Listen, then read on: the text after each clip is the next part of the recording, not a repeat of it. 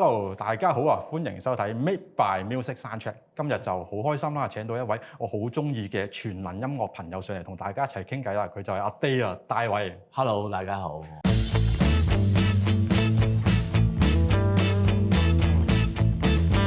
阿 Day 咧，佢就係香港樂隊 A Day 嘅吉他手啦、音樂創作人啦、唱片監製，亦都係廣告同埋電影嘅配樂大師啦。你有咁多方面嘅成就都做得咁好啦，想問下你係點樣點五步咁行出嚟㗎？呢個首先就真係唔係大師，中意做自己嘅嘢咁咯。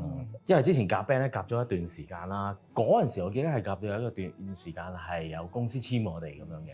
就做咗一兩年啦，我記得突然間有啲事完咗約喎，咁我記得嗰陣時係有啲彷徨嘅，就喺呢個時候咧就好得意，有個朋友就話接咗套配樂喎，好得意，咁跟住然之後不如一齊做啦咁樣，咁一做咧發覺咦喂幾好玩喎，其實直至到我諗係做第一個，我諗遇到可唔可以係叫做算係伯樂又好點都好，好喎，就係遇到黃修平啦，咁啊識到佢咁啊做第一套狂舞派啦，咁嗰套戲就都幾受歡迎啦咁樣，咁其實就係咁樣慢慢開始，即係幾大嘅轉捩點嘅嗰個，跟住然之後咪一路做落去咯，係。你製作咗咁多套嘅電影配樂啦，有冇邊套係你最深刻、最有印象？其實係好多好深啦。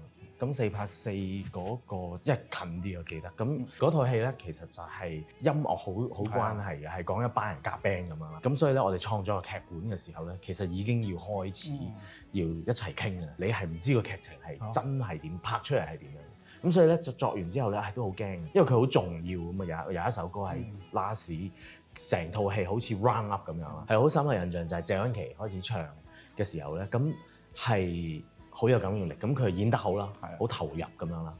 咁喺嗰一下咧，我係有一個感覺咧，就係哇咦得喎，即係呢首歌又或者呢一套戲得咗，同埋嗰一下咧有一個感覺咧，好似同導演咧就終於好即係認識更加多。譬如你令到人好 high 係比較容易，但係令到人感動、令到人喊咧，呢個好難。咁嗰一刻就係我好似感受到同導演之間音樂同埋視覺嚟好深刻嗰個印象嚟。所以明白到咧，其實電影方面啦，配樂係可以令佢個畫面又產生到唔同嘅情感嘅效果啦。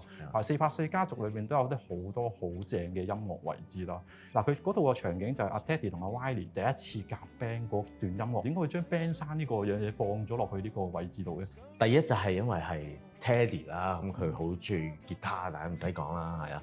咁第二樣嘢咧就係 Wylie 呢一個又係一個好神奇嘅。其實呢一套戲咧籌備咗7年。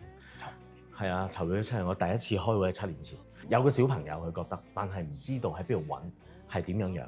咁但係去到，因為一揼下啦，即係唔係好多原因。去到7年之後，跟住就發現咗 Wylie 其實佢都係一個音樂世家嚟嘅，係啊。咁你大家知，咁所以咧，哇，好啱呢個角色。咁佢就係打鼓嘅，真係神嚟噶嘛。咁咪所以呢一個係真係為佢而設㗎啦。同埋喺最後尾電影嗰幕啦，就佢哋喺 full band 真係表演啦，而下邊有一班 orchestra 啊吹嘢嗰度係，你佢點樣諗到呢一首歌嘅編曲㗎？導演叫我作呢首歌嘅時候，咁啱咧，因為佢其實呢套戲咧係想講即係好多人移民啦，有咩咁樣。咁呢一首歌就係正就係話即係寫俾一啲移民嘅。我記得佢個 brief 係咁樣啦。咁嗰陣時啊真係嗰陣時歌即係每一日都有人移民㗎。咁我係諗咗呢一樣嘢，咁其實係有啲寓意就係希望佢哋走咗之後唔記得香港或者之類。咁你創作一套電影配樂，你同時又要創作埋主題曲啦，你係點樣分配你嘅工作㗎？其實真係次次唔同，次次唔同，即係有陣時係做咗個主題曲先，咁啊跟住將主題曲個 melody 擺翻落去啦，呢個最好傳統嘅做法啦。咁但係有陣時咧就係可以係唔關事嘅，係啦，即係成套戲有個 theme 嘅，一定係有 theme。咁可能我最後用翻個 theme 嚟做翻首主題曲又有咯。反而搞主題曲搞好耐，搞主題曲搞好耐，我每一次都唔同，每一次都係啊，即係同埋我都想每一次唔同，即係唔想太過好公式咁。所以有陣時其實你問我咧，我做每一套戲一開始係最難。睇完你嗰套《那一天我們會飛》啦，因為我佢裏邊嗰個最後尾主題曲好好聽。亦都好代表一套電影，係啊！你喺創作嗰陣時係點樣去諗到呢個 idea？ 呢一個係同導演嗰個溝通，咁佢俾咗個劇本我先，咁其實佢好簡單啦，又係即係寫翻俾香港嘅情書咁樣啦。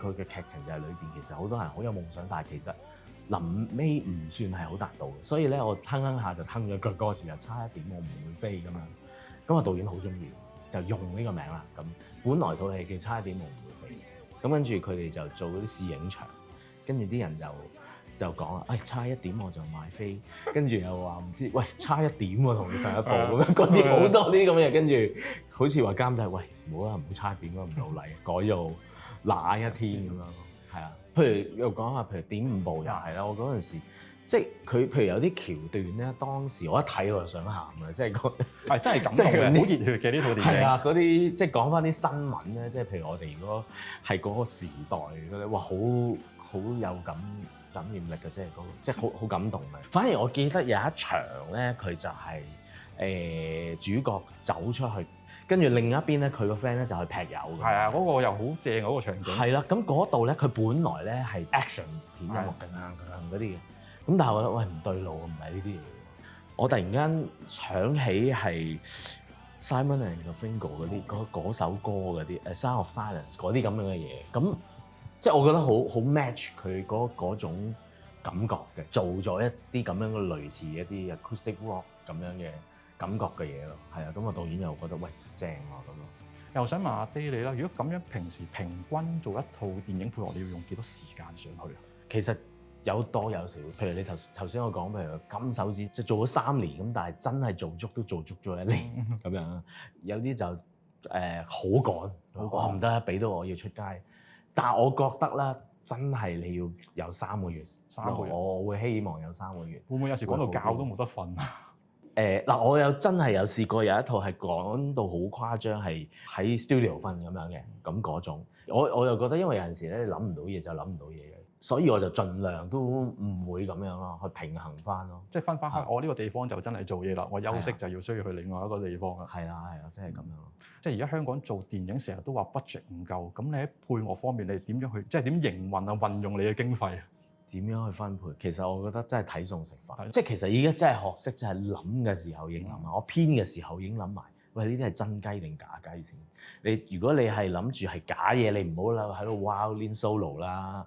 但係咦，你又有少少錢啦，咁啊 OK 喎，就一支 violin solo 咁樣係得。咁即係你真係要諗埋，唔諗嘅我下下都要 hand sit 埋咁啊 budget。咁你做出嚟就你結果你會反而會好假咯。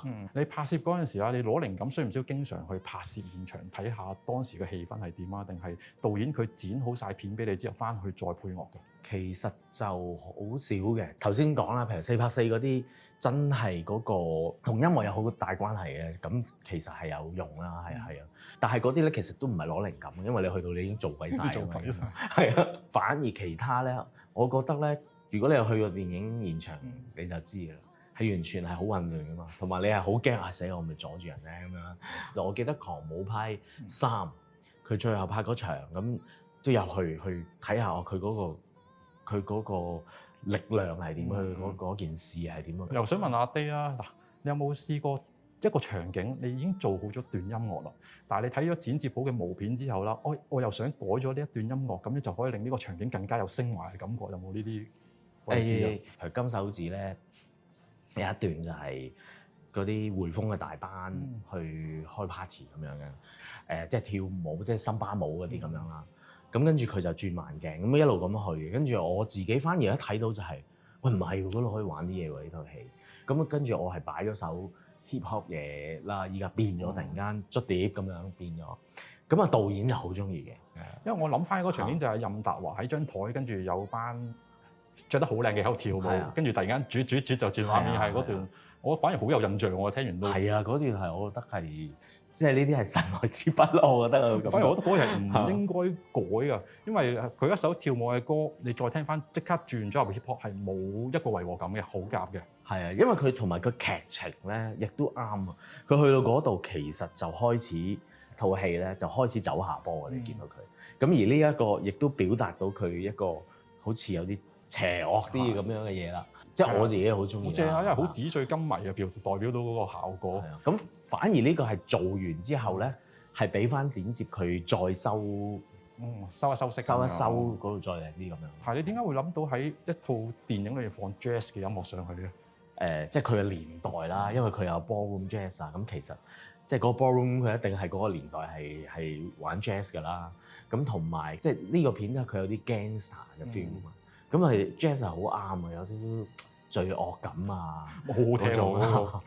阿 Dare，你點樣睇而家嘅串流平台啊？喺呢個音樂同電影方面，大家真係習慣咗㗎啦，我覺得。依家你入戲院，你會希望係睇一啲再更加勁嘅嘢咯，係咯，即係啲好刺激嘅電影。好刺激，因為你譬如話，如果你係純粹做即係譬如話你打發下時間或者少少 entertainment 咁，其實你而家串流平台係滿足到你嘅，係啦。Christopher Nolan 你係好多佢係會上完之後，佢係唔俾呢啲串流平台上住，因為真係要你喺裏邊睇，喺戲院佢係呃緊你，可以話係一個呃緊你去一個令你以為你去咗某一個狀態。譬如話音樂啦，佢對白啦，其實聲音都做好多嘢，佢5.1啊係做好多嘢，其實就係令你以為你喺嗰個世界，即係身處喺個環境當中。係啦。因為我覺得電影真係你要喺現場入戲院睇，你先感受到嗰個畫面嘅震撼同埋聲音帶俾你嗰個迴響。係啊，冇錯，即係其實你咁大畫面，有啲嘢係真係佢係拍俾咁大嘅畫面睇，即係同啲導演傾耐咗就知啦。一個閘後邊嗰一幅相其實就係佢想表達嘅嘢，咁你喺電視一定睇唔到㗎。係啊，明白。就之前你4月就搞咗一個金手指嘅 Dolby Atmos 嘅原聲大碟分享會啦，你都將 Dolby Atmos 呢個大碟亦都放咗喺串流平台啦。點解有個咁特別嘅構思嘅？嗱，咁首先要多謝 MBS 啦，咁佢係一間做電影後期公司，就係頭先我所講嘅，譬如做聲啊嗰啲生意 effect。咁其實佢嬲我嘅，係佢依家咧其實喺外國好流行呢個科技，好多人譬如你上即係啲串流平台，其實都會有一啲咁樣嘅 Atmos 嘅 Dolby Atmos 嘅一啲 soundtrack 啦。咁的確嘅，我有陣時覺得。